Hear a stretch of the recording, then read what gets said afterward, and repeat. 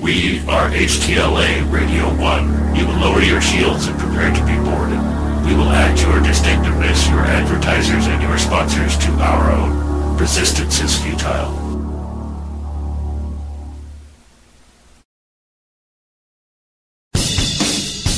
HTLA Radio 1 in New York City presents Crash Talk.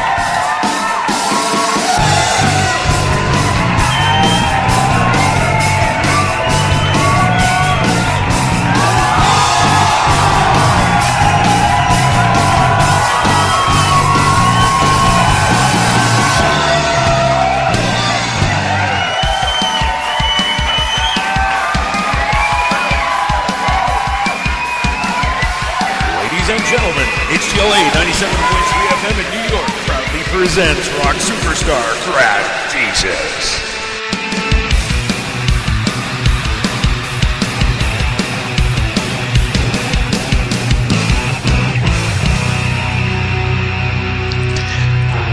Well, holy crap, and what do you know? Howdy doing, Crash Talking folks? Here we go. Are you ready? I'm ready. Yes, today's episode of the elusive, illustrious, and career-breaking Crash Talk today is Facebook. We have a problem. Oh, yes, we do, don't we, kids? Yes.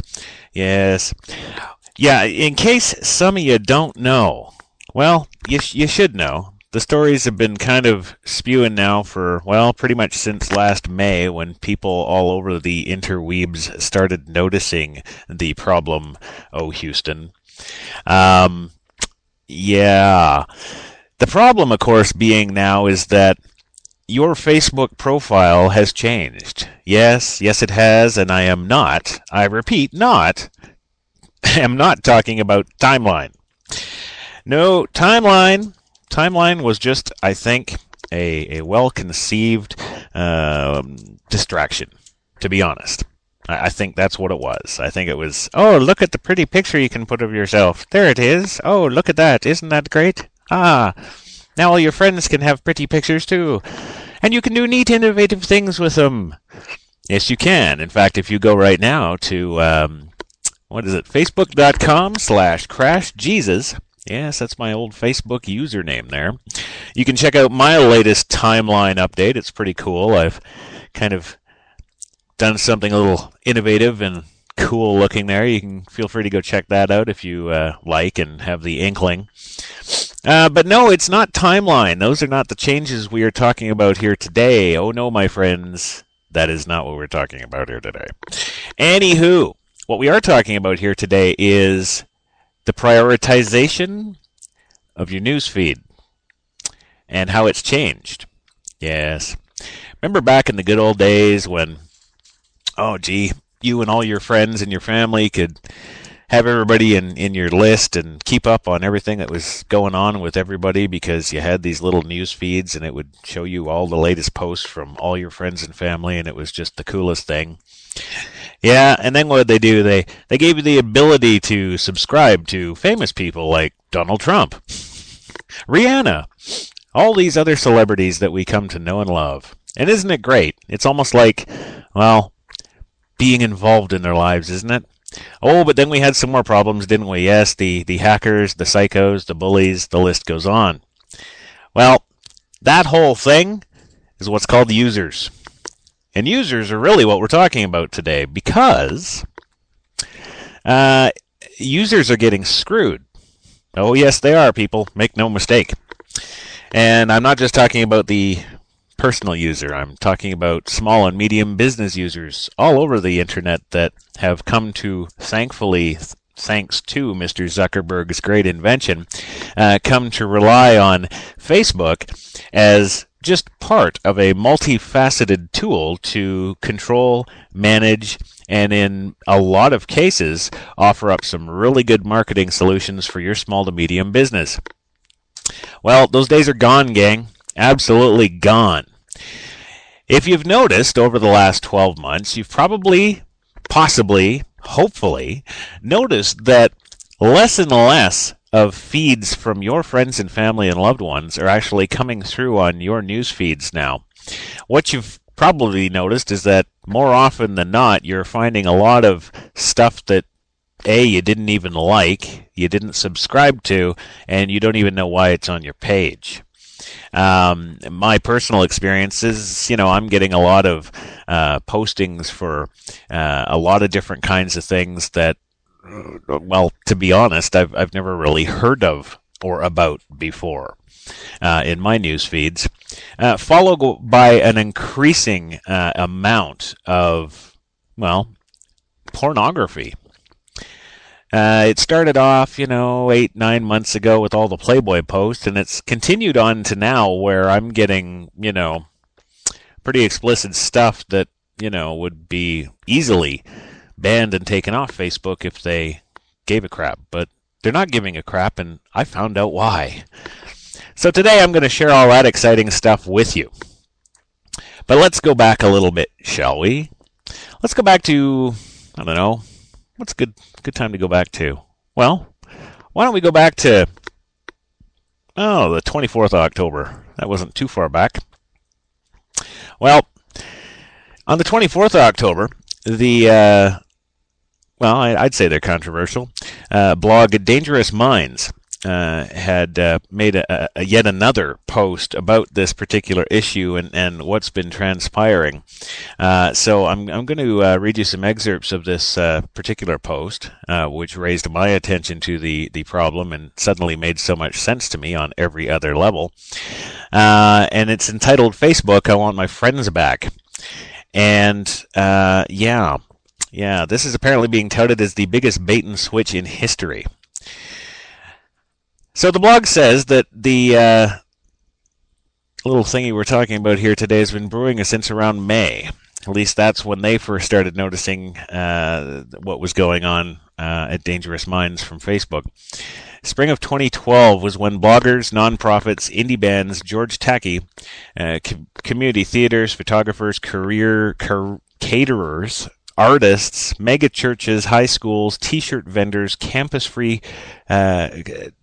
coffee shops, art galleries, museums, charities, food, trucks, and near infinite variety of other organizations and individuals from all walks of life and businesses, both small and medium, began to detect, for it was almost imperceivable at first, that the volume was getting turned down on their Facebook reach. Each post was now being seen only by a fraction of their total fans who had previously seen them. But it wasn't just so-called fan pages, no. Individual Facebook users were also starting to notice, like me, that they weren't seeing much in their news feeds anymore from the various entities they liked, or even updates from their closest friends and family members. Yes, something was amiss. But unless you had a larger data set to look at, or a former thriving online business that was now getting creamed, it probably wasn't something that you noticed or paid much attention to. The writer here says that when they first noticed the problem in their blog, they had about 29,000 Facebook likes on their page. Their traffic at the website was growing on an average of about 20% a month over a month. But the Facebook fans grew at a far faster pace. They were getting hundreds of new likes every day. They still do, as the writer writes this particular post.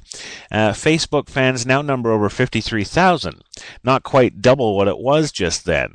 But give it another month or so and it will be. 53,000 is more than a respectable number of Facebook fans for a blog that's only been around for a little over 3 years. Absolutely.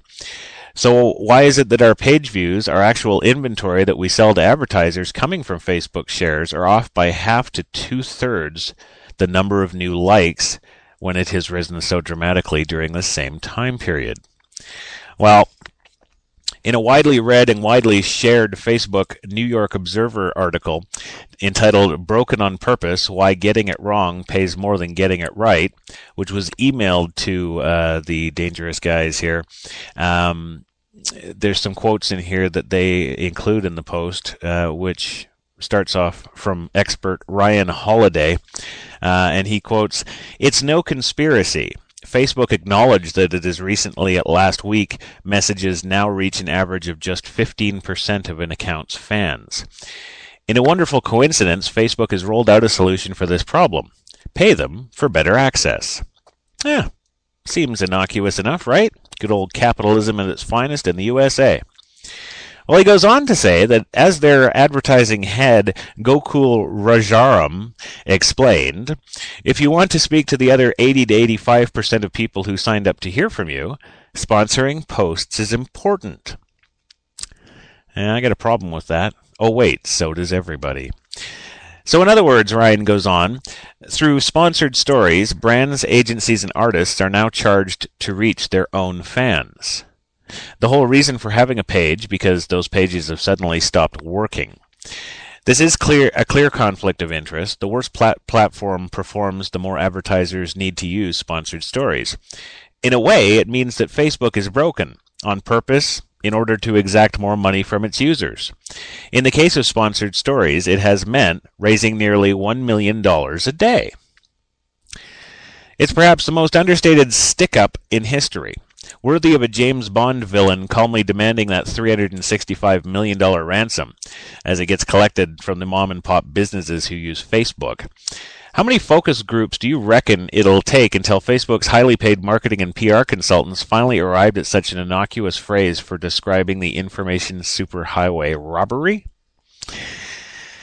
So for now, users like, yes, yours truly, me, and my poor little CRASHTalk page with my 50 users that like me, one post. Yes, so for me to post this show on Facebook now and actually have it hit my 50 people, it's going to cost me $200. Now, it goes by exposure too, so if I want 10 exposures per day, that's $2,000. If I want to do that each week, it'll cost me $14,000 and $56,000 per month. That brings us to a grand total in a year of $672,000. Yes, that's right. Now, the writer at Dangerous Minds says they post anywhere from 10 to 16 items per day. Fewer on the weekends to reach 100% of their 50K plus Facebook fans. They'd charge $200 a post. That would cost them between $2,000 to $3,200 a day. But he says, let's go with the easier number. And then, of course, his math works right up to that $672,000 price tag a year. Whenever the controversy raging over Facebook's exorbitant promote fees gets covered in the media, he's noticed that the comments have been very telling. Opinion seems to be about 9-1 against it.